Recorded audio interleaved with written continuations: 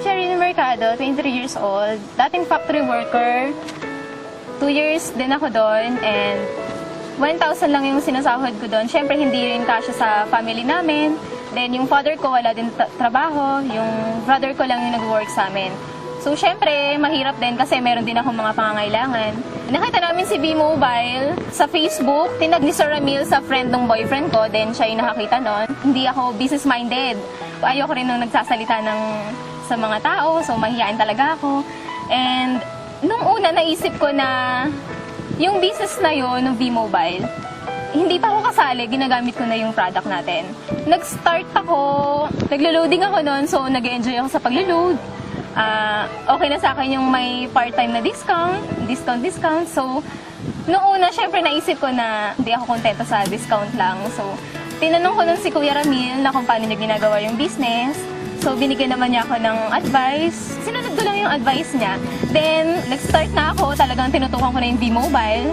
So, first check ko sa B-Mobile, mga 10,000 din yon. So, first check ko pa lang yun. Ang dami ng pinaglaanan na yun. So, malaki talagang naitutulong sa akin ni B-Mobile.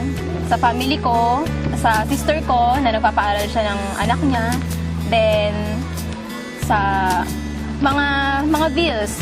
So, ako na lahat na gumagastos sa bahay. Naitulong sa akin ni B-Mobile. Napundar ko, laptop, cellphone, yung mga dating wala ako, digicam. So, maliliit lang yun pero syempre, dahil kay B-Mobile, parang syempre napaka-importante nun. Tsaka, yung sa araw-araw namin, syempre hindi na mahirapan yung parents ko na humiram ng pera sa ibang tao, na umutang. Tapos, yung ate ko, natutulungan ko din. Then, sa sarili ko, nakakapag-savings na ako.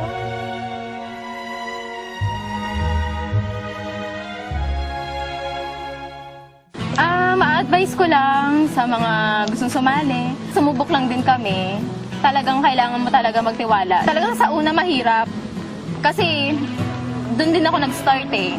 So, nahirapan ako. Nandun din yung times na parang ayoko na.